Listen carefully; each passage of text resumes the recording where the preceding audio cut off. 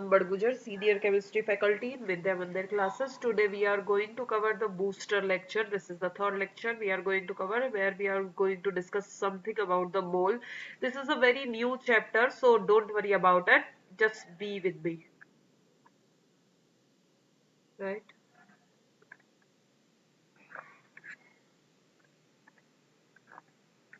Okay will start with this chapter over here. So बहुत easy है, कुछ इतना डिफिकल्ट नहीं है, बट समझना जरूरी है. बस एक फॉर्मूला हम लोग समझाएंगे. बिफोर दैट फॉर्मूला मैं थोड़ा सा आपको केमिस्ट्री के बारे में बताना चाहती हूँ. राइट, अगर तुम्हें पता हो बेटा तो केमिस्ट्री तीन पार्ट्स में डिवाइड होगी. एक तो तुम्हें पता है ऑर्गेनिक वाला पार्ट, राइट, एक जिसमें मैं नॉर्मली एसिड्स की बात करूंगी, एक मैं बात करूं ये ऑर्गेनिक एसिड्स की बात करूंगी, एक तुम्हारा है बेटा जिसमें मैं सॉल्ट्स एंड मिनरल्स की बात करूंगी,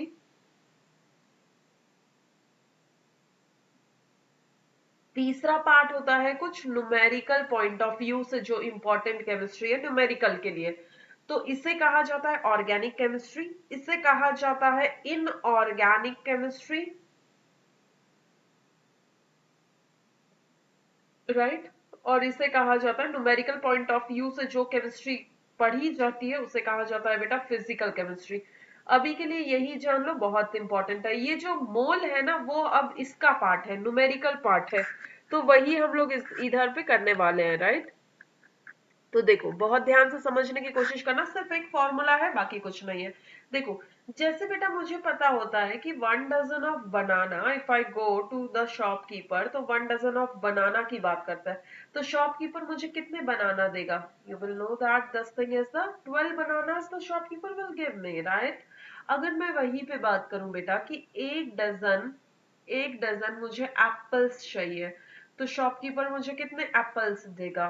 मुझे पता है 12 एप्पल्स मुझे मिलने वाले हैं. राइट, अगर मैं वही बात करूं 1 डजन ऑफ, मान लो 1 डजन ऑफ टेबल्स अगर मुझे चाहिए, तो how many tables the shopkeeper will give me? 12 tables the shopkeeper will give me. Okay, अगर मेरे को 1 डजन ऑफ फोन चाहिए, राइट, मोबाइल फोन्स की अगर मैं बात करूं, तो मुझे शॉपकीपर कितने देगा बेटा? 12 फोन्स देगा.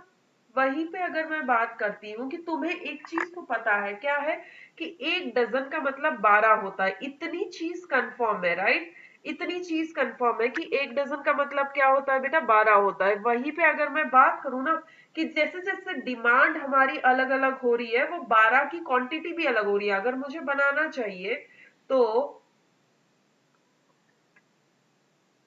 अगर मुझे बनाना चाहिए तो मैं बनाना लूंगी, एप्पल्स चाहिए एप्पल लूंगी, टेबल चाहिए टेबल लूंगी, फोन चाहिए तो फोन चाहिए. राइट, तो वहीं पे वही चीज, जैसे अब मैंने मोल आपको पढ़ाना है, तो एक मोल का मतलब क्या होता है? एक मोल का मतलब एवोगैड्रोस नंबर होता है. गैड्रोस नंबर होता है, एवोगैड्रोस नंबर होता है. अब ये एक कांस्टेंट नंबर है जिसकी वैल्यू बेटा होती है 6 × 10⁻23 नंबर होता है. राइट, तो जैसे बेटा 1 डजन जैसे ये फिक्स नंबर है ना, वैसे ही मेरा एवोगैड्रो नंबर भी फिक्स है जिसकी वैल्यू है 6 × 10⁻23 नंबर. राइट, एक मोल तुम्हें समझ आ गया. अब number of moles, how will you calculate number of moles?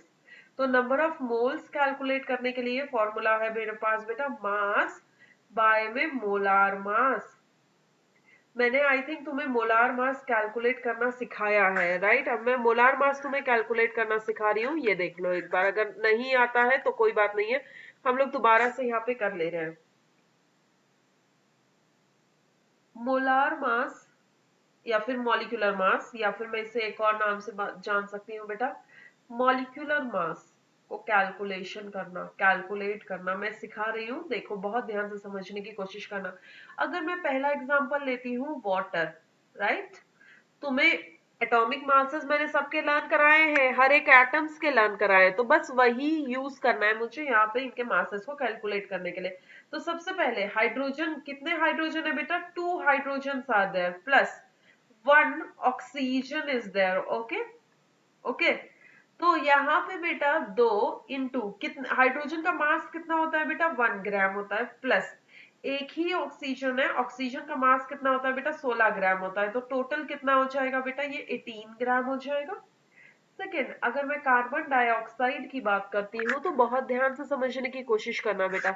मेरे पास में कितने कार्बन है? एक कार्बन है, प्लस दो कितने हैं बेटा? ऑक्सीजन है। तो यहीं पे मुझे क्या करना है, एक कार्बन का मास होता है 12 प्लस 2, ऑक्सीजन का मास कितना होता है बेटा? 16। तो मेरा इसका मास कितना हो जाएगा बेटा? 12 plus 32, that is basically nothing but 44 gram, right. अब यहाँ पे आपको क्या करना है बेटा? दो तीन चीजों के आपको मास खुद कैलकुलेट करना है, that is basically sulphur dioxide, HCl, H2SO4, HC6, H12O6, C12H22O11 के आपको मास खुद कैलकुलेट करना है, राइट। और दो तीन के एग्जाम्पल मैं आपको समझाने की कोशिश करती हूँ, जरा आप देखिए, आपको समझ आ जाए तो। जैसे बेटा मैं बात कर लेती हूँ यहाँ पे अमोनिया, दैट इज NH3 का बात कर लेती हूँ। NH3 का मास कितना होगा? इसके अंदर एक तो नाइट्रोजन है, प्लस में 3 क्या है बेटा? हाइड्रोजन है। तो एक नाइट्रोजन का मास कितना होता है बेटा? 14। तो 14 इंटू 1 भी वही चीज हो जाएगी, 3 इंटू एक हाइड्रोजन का मास कितना होता है बेटा? 1। तो टोटल मास कितना हो गया बेटा? 17 ग्राम हो गया, राइट। अब मैं थोड़ा सा मोल के ऊपर फोकस करती हूँ। मैं क्वेश्चन लिखती हूँ, calculate the number of moles of following, right. A part है, मैं कुछ पार्ट्स खुद करूंगी, बाकी पार्ट आपको करना है। बात है 2 grams of helium atom. B part है 32 gram of oxygen atom. C part है 20 gram of nitrogen gas. D part है 20 ग्राम ऑफ नाइट्रोजन आटम।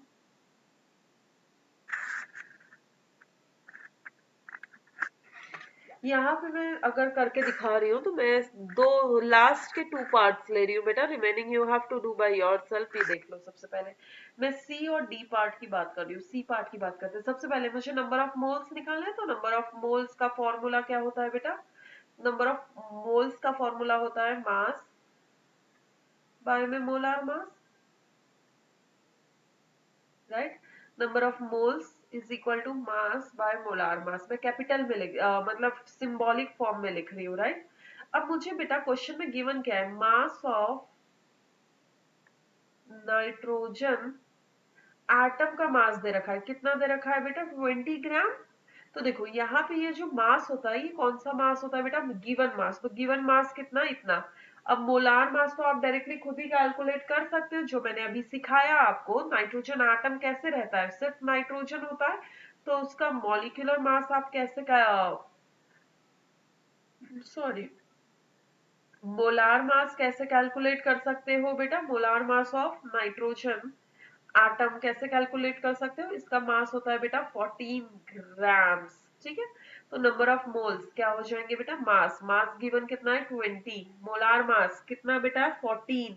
तो लास्ट में नंबर ऑफ मोल्स तुमने कैलकुलेट किए, राइट। यूनिट लगा दो MOL, राइट। अब इसे कैंसिल करो।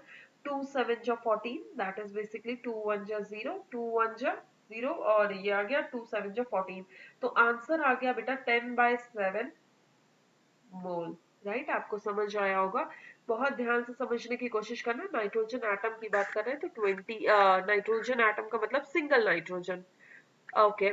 तो यहाँ पे एक और चीज मैं यहाँ पे ऐड ऑन करूंगी। तो मेरे स्क्रीन भी ये फिनिश अप हो चुका है, स्टिल मैं यहाँ पे ऐड ऑन कर देती हूँ चीजें, क्योंकि मुझे करानी है। देखो, तो यहाँ पे मैं बात करती हूँ बेटा डी पार्ट की, जिसमें मुझे लिखा हुआ है 20 ग्राम ऑफ नाइट्रोजन गैस। अब नाइट्रोजन अगर गैस की बात करती है तो तुम्हें पता है नाइट्रोजन गैस कैसी एग्जिस्ट करती है बेटा? N2 की फॉर्म में, राइट, नाइट्रोजन N2 ही रहती है, राइट। तो यहाँ पे अगर मैं बात करूं, यहाँ पे अगर मैं बात करूं तो कैसे, अगर मैं बात करूंगी तो मैं कहूंगी number of moles is equal to mass given by में मोलार मास मैं कह सकती हूँ। तो यहाँ पे बेटा मास कितना है, 20 है, बट मोलार मास की बात कर लेते हैं। तो यहाँ पे नाइट्रोजन का मोलार मास मैं बात कर लेती हूँ, अभी रुकिए, यहाँ पे मोलार मास में लिख देती हूँ। तो सबसे पहले इसका मोलार मास ऑफ N2 की बात कर ले तो क्या होगा बेटा, 2 इंटू में 14, दैट इज बेसिकली 28 ग्राम्स हो जाएगा। तो right, this is mass is 20 divided by में 28, और लास्ट में मुझे क्या वर्ड यूज करना है बेटा, मोल।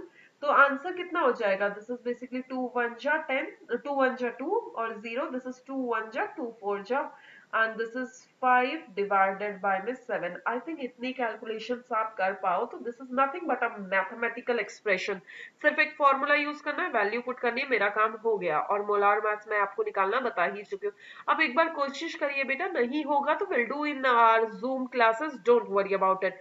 अगर हो जाता है तो two questions are there. Before that you have to note it down the all the notes, and then do the two remaining questions, A and B part, then submit it on the Google sheet. Thank you so much guys, bye.